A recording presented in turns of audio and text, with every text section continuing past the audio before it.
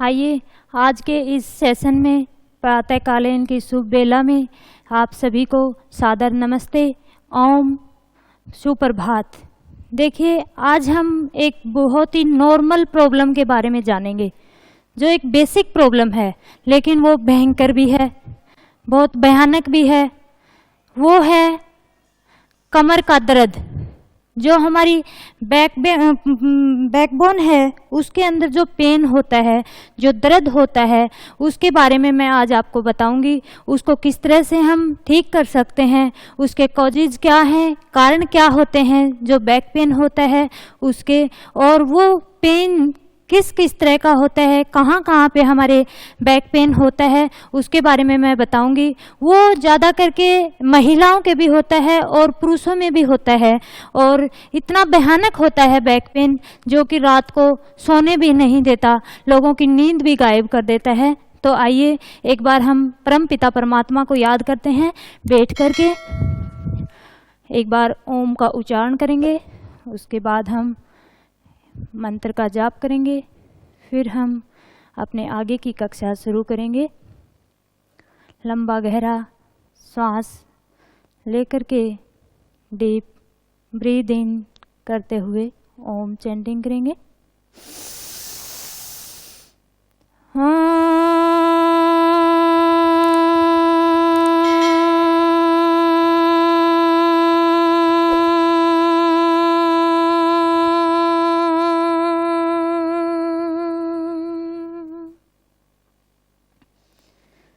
आइए आप मेरे साथ मिलकर के एक मंत्र का उच्चारण करेंगे।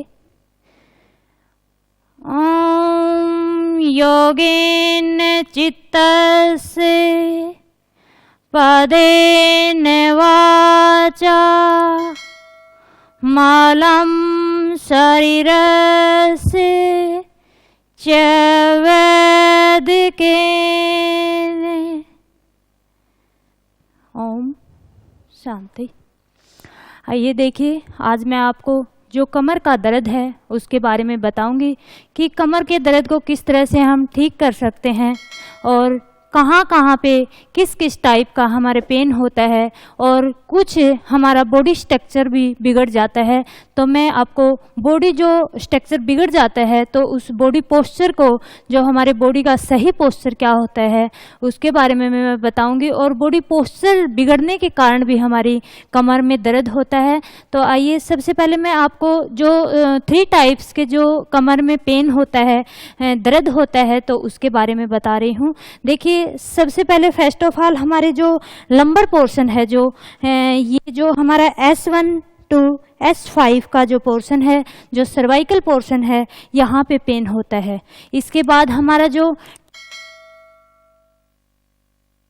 मीडियम जो पोर्शन है बैकबोन का, उसके ऊपर जो दर्द होता है तो वो टाइप 2 पेन होता है, और जो टाइप 3 जो दर्द होता है वो हमारा L4 to L5 में पेन होता है। और ये जो पेन है वो किस किस कारण से होता है ये भी मैं आपको बता रही हूँ। देखिए कई बार हम ज़्यादा वज़न उठा लेते हैं तो उस वज़न के उठाने से भी ये पेन होता है, और कई बार हम वजन नहीं उठाते हैं तो भी जब कई धूप नहीं ले पाते अच्छी तरह से, जो कैल्शियम की कमी हो जाती है तो उससे भी हमारी हड्डियां कमज़ोर हो जाती हैं, और जो हमारी वर्टिब्राज हैं पीछे की तो वो कमज़ोर पड़ जाती हैं, तो उसके कारण भी कमर में पेन होता है। और कई बार हम कुपोषण के शिकार हो जाते हैं तो वो एक हमारी बॉडी पोस्चर के अंदर आ जाता है। जैसे आपने कई बार देखा होगा, जैसे जो पोस्चर्स बिगड़ते हैं, जो पोस्चर के टाइप होते हैं, वो मैं आपको बता रही हूँ। फर्स्ट ऑफ ऑल होता है हमारा कायाफोसिस। तो देखिए कायाफोसिस की आपको बताती हूँ कि किस तरह से कायाफोसिस के जो मरीज होते हैं या फिर बॉडी पोस्चर जिनका कायाफोसिस बन जाता है तो वो किस तरह से होता है कि उनकी कमर का कुबड़ सा निकल जाता है पीछे की तरफ, इस तरह से कि यहाँ से जो हमारा S1 to S7 है वो हमारा ऊपर की तरफ निकल आता है, और बीच से रीढ़ की हड्डी है वो इस तरह से बन जाती है। तो वो है हमारा कायफोसिस। उसके बाद हमारा होता है लॉर्डोसिस।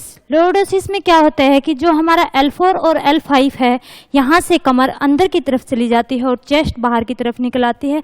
कई लोगों को आपने देखा भी होगा कि उनका बॉडी पोस्चर इस तरह से होता है, जैसे कि हमारा जो पीछे का हिस्सा है वो इस तरह से बेंड हो जाता है, जो L4 L5 का हिस्सा है वो इस तरह से बेंड हो जाता है। तो उससे भी कमर का दर्द बढ़ने लग जाता है कि वो बॉडी पोस्चर अच्छी तरह से क्योंकि सो नहीं पाता। जब वो शवासन में लेटता है, सीधी पोजीशन में लेटता है, तो उसको यहाँ पे गैप रह जाता है L4 L5 में, तो वो एक अपने लॉर्डोसिस के मरीज होते हैं। उसके बाद है साइकोलियोसिस। साइकोलियोसिस में क्या होता है कि कहीं से हमारी जो बैकबोन है, जो हमारी रीढ़ की हड्डी है, वो कहीं से ऊपर की तरफ होती है तो कहीं से नीचे की तरफ टेढ़ी मेढ़ी होती है। तो ये था हमारे 3 टाइप के बॉडी पोस्चर्स। उसके बाद हमारे राउंड शोल्डर्स बोलते हैं जिसको, वो भी हमारे बॉडी पोस्चर बिगड़ा हुआ होता है। राउंड शोल्डर में क्या होता है कि कईयों के कंधे, जैसे आपने बॉक्सर्स को देखा होगा या वेट लिफ्टर को देखा होगा, तो उनकी जो शोल्डर्स की जो शेप है वो राउंड शोल्डर्स होती है कि इस तरह से मतलब आगे की तरफ झुकी हुई होती है, और जो हमारे यहाँ पे नीचे की तरफ फैट ज़्यादा होता है, फैट ज़्यादा आने की वजह से वो राउंड शेप आ जाती है। तो उन चीज़ों को हम किस किस तरह से बॉडी पोस्चर को ठीक कर सकते हैं, और जो हमारा सही बॉडी पोस्चर है वो हमारी जो पीछे की वर्टिब्राज हैं वो बिल्कुल स्ट्रेट होनी चाहिए, सीधी होनी चाहिए हमारी कमर। इसीलिए हम बार बार बोलते हैं, जैसे कई बार स्कूल्स में भी आपने देखा होगा कि बच्चों को स्टैंडिंग पोजीशन में हम खड़ा करते हैं तो भी हम एक सीधी, जो हमारी पोजीशन है, सही पोजीशन हमारी जो हिल है वहाँ से लेकर के आपके फोरहेड तक बिल्कुल एक सीध में होनी चाहिए। ना ही बॉडी आपकी ज़्यादा आगे की तरफ निकली हुई होनी चाहिए, ना ही आपकी पीछे की तरफ। तो वो हमारी बॉडी की सही शेप है। तो हमारी जो बॉडी स्ट्रक्चर बिगड़ जाता है उसकी वजह से भी हमारी कमर में पेन हो जाता है। वो हमारे जैसे कुपोषण के शिकार हो जाते हैं कि जब हम जन्म के समय या फिर मतलब अपनी माता के पेट में ही हमें अच्छी तरह से न्यूट्रिशन नहीं मिल पाते हैं, हमारा जो आहार विहार है वो अच्छा नहीं होता है, तो उसकी वजह से हम जैसे कायफोसिस जैसी शेप हमारी बन जाती है और हम उस बीमारी के शिकार हो जाते हैं और हमारा बॉडी स्ट्रक्चर बिगड़ जाता है। तो उसको ठीक करने के लिए भी हमारा जो कमर का दर्द है वो बढ़ जाता है। कई बार हम शवासन में अच्छी तरह से नहीं लेट पाते, एक साइड में करवट लेकर के लेटते हैं तो भी कमर का दर्द बढ़ जाता है। और ज़्यादा हम कई बार वेट उठाते हैं तो एकदम से झटका लगने से हमारी जो वर्टिब्राज हैं वो खिसक जाती हैं और उनके अंदर गैप आ जाता है। गैप आने से वहाँ पे एयर आ जाती है और एयर के आने से वो मतलब दर्द बढ़ जाता है। और कई बार जैसे महिलाओं में होता है तो उनके पीरियड्स के टाइम ब्लड का सर्कुलेशन अच्छी तरह से नहीं होता तो भी कमर का दर्द बढ़ जाता है। तो आइए उसको हम किस तरह से कमर के दर्द को ठीक करते हैं। कुछ मैं आपको मतलब कि उपचार बताने से पहले, आपको इसका सॉल्यूशन बताने से पहले मैं कुछ प्रिकॉशंस बताती हूँ, जो आपके मतलब सावधानियाँ बताती हूँ कि किस तरह से क्या क्या सावधानियाँ रखनी चाहिए जिनको बैक पेन है। देखिए आगे की तरफ जैसे कई बार हम मतलब कोई भी चीज़ उठाते हैं ऐसे करके उठा लेते हैं तो एकदम से कमर में झटका आता है और जो दर्द पहले से होता है वो और भी बढ़ जाता है। तो आगे की तरफ बिल्कुल ना झुकें जिनके कमर में पेन है। और देखिए आप अगर किसी चीज़ को उठाते भी हो तो आप बैकबोन को सीधा रखिए और घुटनों के बल आप बैठ करके और उस चीज़ को मतलब किसी भी चीज़ को आप उठा सकते हो और सीधे खड़े हो सकते हो। ये इस तरह से आप कर सकते हो, लेकिन आप आगे की तरफ झुक करके आपको फ्रंट बेंडिंग बिल्कुल नहीं करनी है। और आपको अपने डाइट का भी ध्यान रखना है कि किस तरह का आपको आहार विहार लेना चाहिए। और जो आपके सोने की जो पोजीशन है, कई बार हम बहुत ही नरम जो हमारा बेड होता है उसके ऊपर लेटते हैं। जिनको कमर का दर्द है तो उसको हार्ड सरफेस के ऊपर लेटना चाहिए हमेशा, ताकि उसका दर्द नॉर्मल रहे। और बैक बेंडिंग, ज़्यादा से ज़्यादा बैक बेंडिंग करनी चाहिए, फ्रंट बेंडिंग बिल्कुल नहीं करनी है आपको। तो आइए सबसे पहले हम जो कमर के दर्द के लिए कुछ एक्सरसाइज हैं या आसन्स हैं मैं उनके बारे में बताने जा रही हूँ। फर्स्ट ऑफ ऑल हम कुछ आसन्स करते हैं। देखिए सबसे पहले हम शवासन में लेट जाइए, ये है हमारा दंड आसन। आइए अब हम करेंगे पवन मुक्त आसन। पवन मुक्त आसन में क्या करते हैं, दोनों घुटनों को बेंड करेंगे और चेस्ट के ऊपर मोड़ के घुटनों को लगा लेंगे और दोनों हाथों से घुटनों को बांध देंगे और अपनी चिन को घुटनों से लगा लेंगे। जितनी देर तक आप होल्ड कर सकते हो उतनी देर तक होल्ड करके रखिए और धीरे धीरे आप वापस आ जाइए। रिटर्न। ये था हमारा पवन मुक्त आसन। अब हम दोबारा से शव आसन की पोजीशन में आ जाएंगे और जो कमर के दर्द के लिए हमारे जो बैक बेंडिंग ज़्यादा से ज़्यादा करनी चाहिए, तो उसके लिए हम नेक्स्ट आसन कर रहे हैं सेतु बंद आसन। उसमें मैं आपको जैसे जैसे बता रही हूँ वैसे वैसे आप कीजिए। दोनों घुटनों को बेंड कीजिए और हिल को अपनी हिप के पास टच कीजिए और हल्का सा 1 फीट के आसपास अपने पंजों को, टो को खोल लीजिए और जो अपने हैंड्स हैं उससे आपके एंकल की ग्रिप बनाइए और धीरे धीरे ब्रीद इन करते हुए श्वास को अंदर की तरफ भरते हुए बीच से बॉडी को उठा देंगे और जितना पीछे की तरफ खींच सकते हैं हेड की तरफ उतना खींचने की कोशिश कीजिए और इसको होल्ड करके रखिए।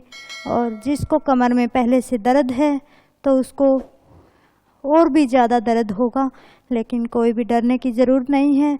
जब आप इस आसन में होल्ड करके धीरे धीरे वापस आओगे, रिटर्न होगे, उस टाइम आपको बहुत ज़्यादा रिलीफ मिलेगा।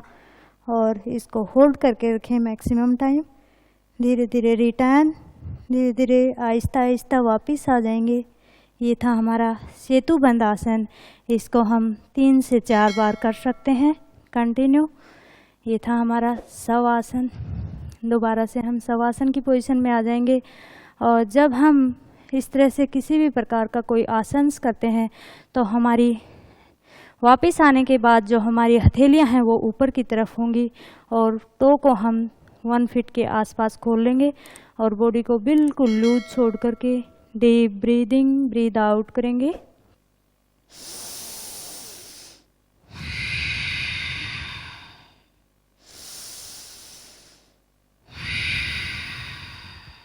इसमें हम 20 सेकंड तक इसी तरह से करते रहेंगे कंटिन्यू, जिससे जो हमारी बैकबोन के ऊपर जो प्रेशर पड़ा है उसका डबल बेनिफिट होता है इससे। आइए अब हम कमर के लिए नेक्स्ट आसन करेंगे। उठ करके बैठ जाएंगे और जब हम उठ करके बैठते हैं तो कमर में दर्द हो या ना हो तो भी हमें लेफ़्ट साइड से करवट लेकर के उठना चाहिए। या अब फिर से हम दंडासन में आ गए और अब हम नेक्स्ट वज्रासन में आ जाएंगे। ये है हमारा वज्रासन और इसके बाद हम कुछ कैट पोज करेंगे जिसमें विभिन्न वैरायटीज़ हैं और विभिन्न प्रकार से किया जा सकता है।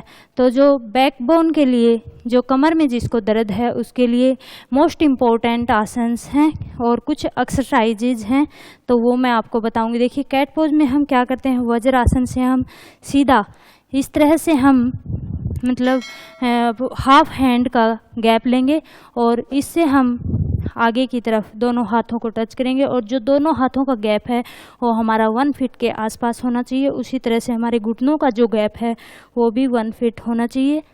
और ये है हमारा कैट पोज हो गया। इसको हम किस तरह से देखिए एक्सरसाइज करेंगे। फर्स्ट एक्सरसाइज इसमें है जो हम डीप ब्रीदिंग, ब्रीद आउट के साथ करेंगे और इसमें कमर को हम नीचे की तरफ झुकाएंगे। एक बार आप मेरे को देखिए, फिर उसके बाद आप स्टार्ट कीजिए। देखिए श्वास को इनहेल करते हुए कमर को बीच से हिप को उठा लेंगे और जो हमारा L4 L5 का जो हिस्सा है उसको नीचे की तरफ दबाएंगे और जितनी गर्दन को पीछे की तरफ ले जा सकते हैं, खींच सकते हैं, उतना खींच के रखिए और इसको 20 सेकंड होल्ड करके रखिए। धीरे धीरे ब्रीद आउट करते हुए कमर को ऊपर की तरफ उकसाएंगे। अब इसमें आप जितना ज़्यादा नीचे की तरफ अपने घुटनों को देख सकते हो और कमर को ऊपर की तरफ खींच सकते हो उतना खींचने की कोशिश कीजिए। एक बार फिर से श्वास को इनहेल करते हुए कमर को नीचे की तरफ दबाएंगे।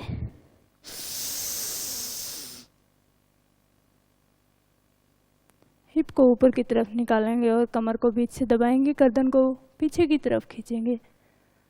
ब्रीद आउट करते हुए फिर से नीचे की तरफ जाएंगे।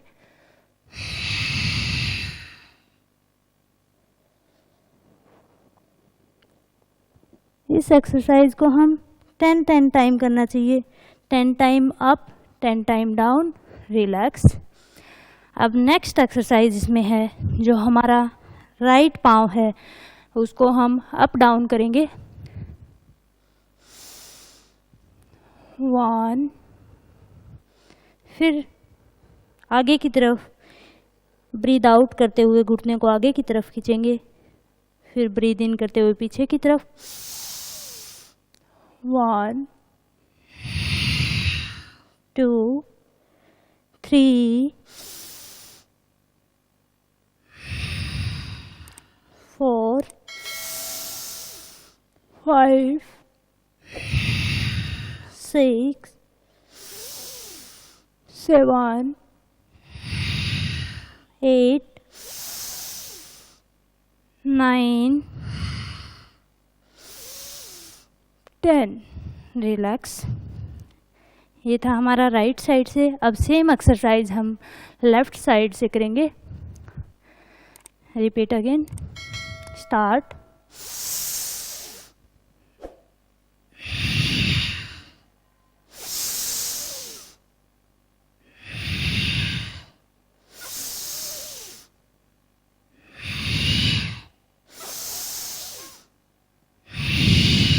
रिलैक्स। रिटर्न। ये थी हमारी सेकंड एक्सरसाइज। अब हम करेंगे थर्ड एक्सरसाइज। उसमें हम अपोजिट साइड करेंगे। जो हमारा राइट हैंड आगे की तरफ होगा तो हमारा लेफ्ट पाँव पीछे की तरफ होगा। आइए आप मेरे को देखिए, और फिर उसके बाद उसमें होल्ड करके रखेंगे। देखिए, जो हमारा राइट हैंड है वो ऊपर की तरफ उठेगा और जो लेफ्ट पाँव है वो भी ऊपर की तरफ उठ जाएगा। और इसको हम होल्ड करके रखेंगे 30 सेकेंड। 1, 2, 3, 4, 5, 6, 7, 8, 9, 10। रिटर्न। धीरे धीरे वापिस।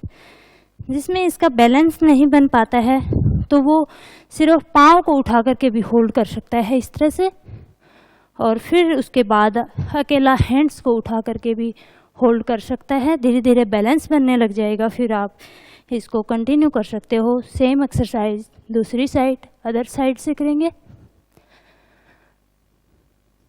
10 सेकेंड होल्ड करके रखेंगे।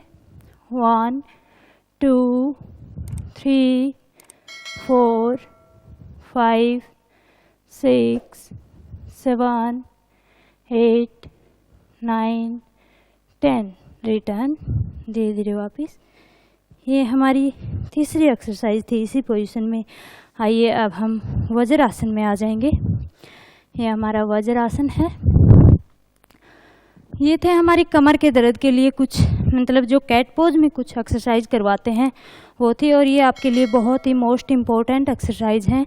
उसके बाद हम नेक्स्ट करेंगे, हम मकर आसन में लेट जाएंगे, जो एक मगरमच्छ की भांति होता है,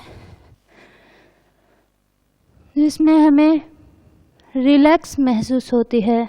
हमारी जो कमर में दर्द होता है वो मोस्टली जब आराम लेना होता है, उनको दर्द से परेशान हो जाते हैं, तो वो इस तरह से मकर आसन में लेट जाते हैं और बॉडी को बिल्कुल लूज छोड़ करके डीप ब्रीदिंग, ब्रीद आउट करेंगे। आंखें बंद रखेंगे। दोनों हाथ, हमारी हथेलियां हैं वो पाम्स जो एक दूसरे के ऊपर नीचे होगी, और deep breathe in, breathe out करेंगे 20 सेकेंड। रेस्ट करेंगे।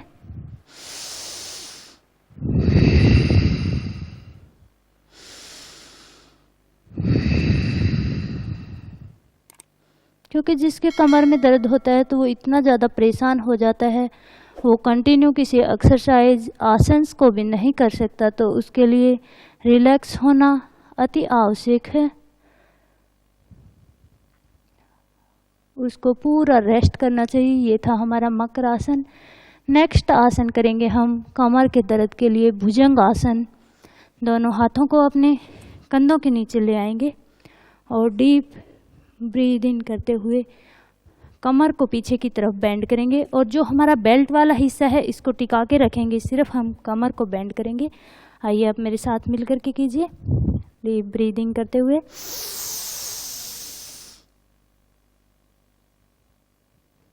जितना बेंड कर सकते हो कमर को उतना बेंड करने की कोशिश कीजिए और इसको ब्रीद इन किए हुए ही होल्ड करके रखिए मैक्सिमम टाइम। ये है हमारा भुजंग आसन, आपको बहुत ही आराम दिलाएगा। आपके बैकबोन के लिए, बैक में जो पेन है उसके लिए बहुत ही लाभदायक आसन है। रिटर्न, धीरे धीरे वापस आ जाएंगे। और अगर आप अपनी पाम्स के ऊपर इस आसन को नहीं कर सकते हो तो आप अपनी एल्बो को पूरी कोहनी तक टिका करके भी आप कमर को धीरे धीरे बेंड करके होल्ड कर सकते हो, इस तरह से भी।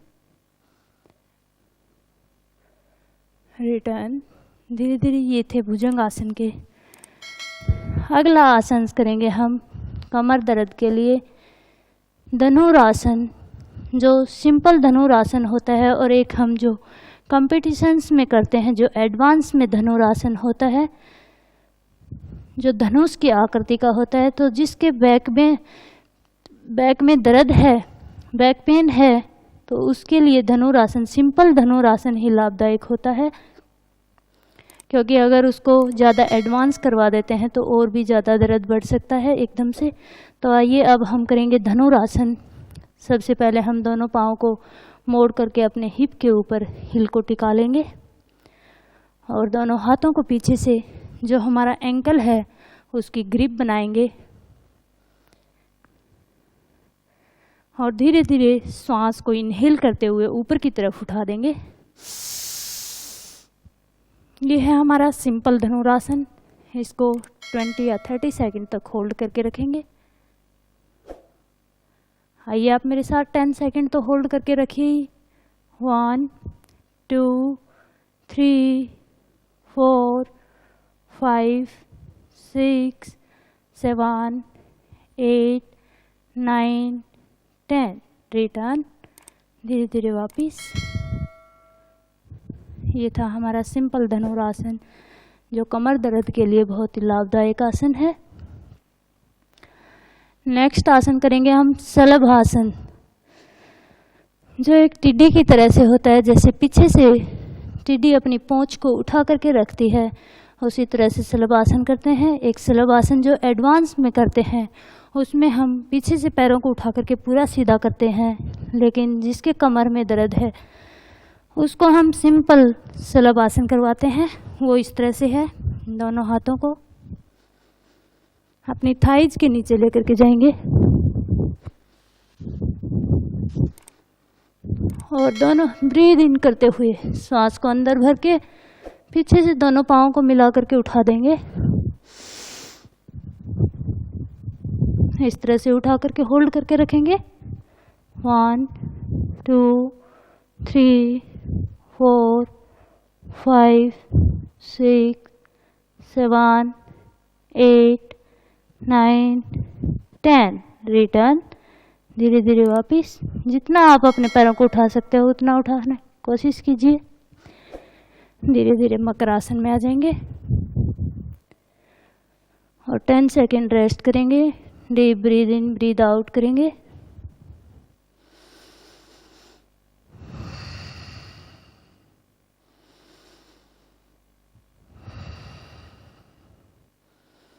ये थे हमारी कमर के दर्द के लिए कुछ आसन।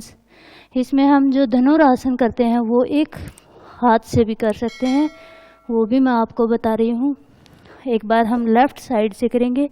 जो हमारा लेफ़्ट हैंड है वो लेफ़्ट पाँव को एंकल की ग्रिप करेगा और जो आगे वाले हाथ है उसकी हम सपोर्ट ले सकते हैं। जिसके कमर में ज़्यादा दर्द होता है तो वो इस तरह से भी कर सकता है, 1 बाय 1 करके एक एक पाँव से कर सकता है। सांस को इनहेल करते हुए ऊपर की तरफ उठा देगा और आगे वाला जो हाथ है उसका सहारा ले सकता है। इस तरह से होल्ड करके रख सकता है। रिटर्न, धीरे धीरे वापस। सेम एक्सरसाइज दूसरी साइड से भी कर सकता है।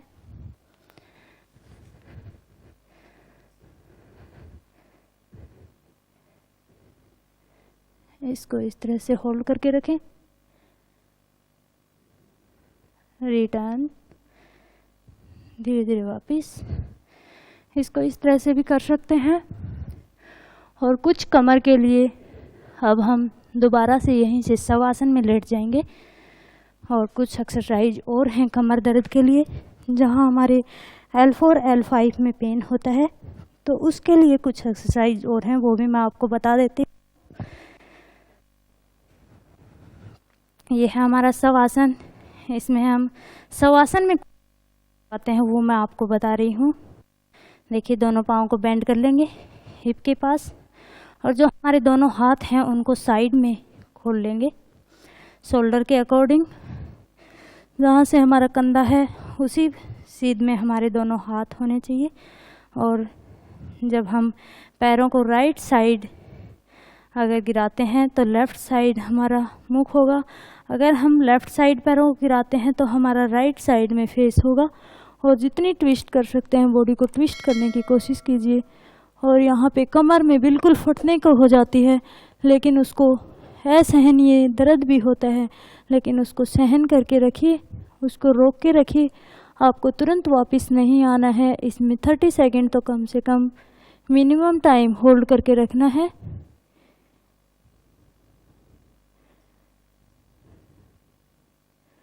Deep breathe in breathe out करते रहेंगे इसमें। रिटर्न, धीरे धीरे वापस आ जाएंगे। सेम एक्सरसाइज दूसरी साइड करेंगे।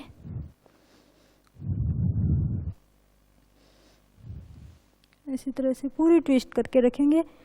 गर्दन को उठाना नहीं है, न ही पैरों को ऊपर नीचे करना है। होल्ड करके रखेंगे। 30 सेकंड होल्ड करने के बाद वापस आ जाएंगे। रिटर्न। ये थी हमारी ट्विस्टिंग की फर्स्ट एक्सरसाइज, जो हमारी कमर दर्द के लिए बहुत ही लाभदायक है।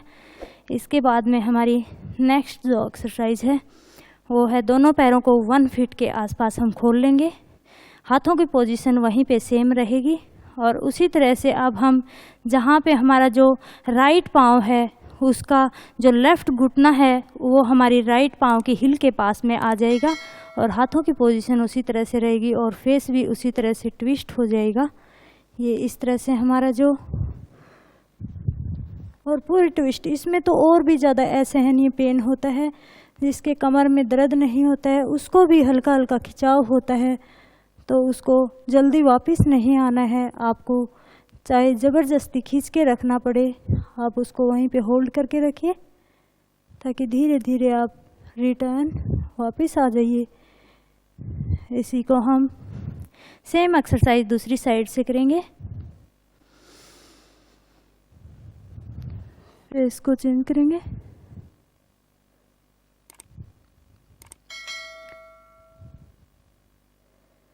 धीरे धीरे वापस रिटर्न।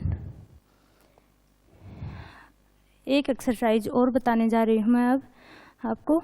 देखिए, दोनों पाँव को सीधा कर लेंगे और जो हमारा राइट पाँव है, लेफ़्ट पाँव है, उसको राइट हैंड्स के ऊपर ले आएंगे उठा करके ये, और पाँव और हाथ हमारा सीधा रहेगा।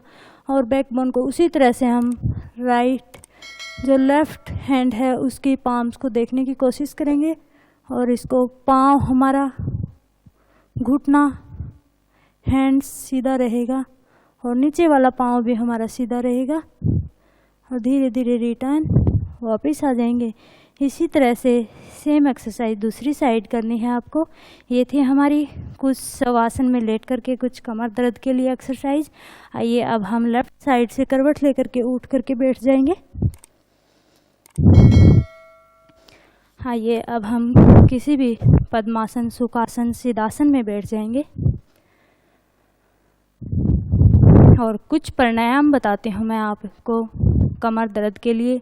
जो नाड़ी शोधन प्राणायाम है, जिसको अनुलोम विलोम बोलते हैं, वो मैंने आपको पहले सेशन में भी करवाया है। और एक बार हम नाड़ी शोधन प्राणायाम है, उसके बाद हम त्राटक क्रिया करवाते हैं। और जो कपालभाति क्रिया है वो करवाते हैं। कपालभाति भी मैंने पहले सेशन में भी करवाई है, लेकिन आइए एक बार हम 1 मिनट के लिए नाड़ी शोधन प्राणायाम करेंगे। जो लेफ़्ट राइट नोस्ट्रिल को बंद करेंगे। लेफ़्ट नोस्ट्रिल से आप मेरे साथ मिल करके कीजिए।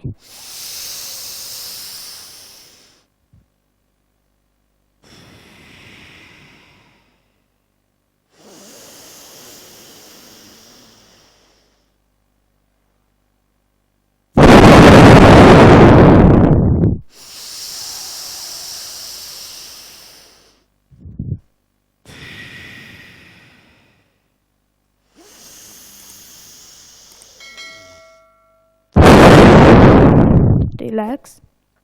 ये था हमारा नाड़ी शोधन प्राणायाम। और कुछ आप अपने आप कपालभाति का अभ्यास भी कर सकते हो, जिसको कमर में दर्द है, अगर ज़्यादा कपालभाति करने से कई बार बैक में पेन होना स्टार्ट हो जाता है, तो उस टाइम आप बंद कर दीजिए। तो आइए अब हम 3 बार ओम का उच्चारण करेंगे, उसके बाद हम कक्षा को समाप्त करने जा रहे हैं आप सबका। आइए अब हम 3 बार ओम चैंटिंग करेंगे।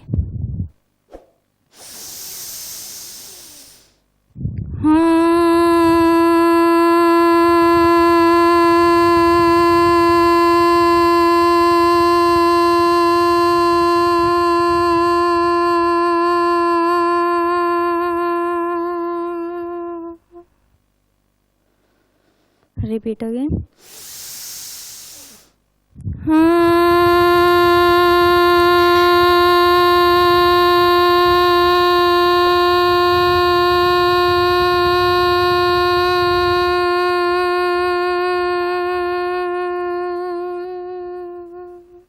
Last time, repeat again.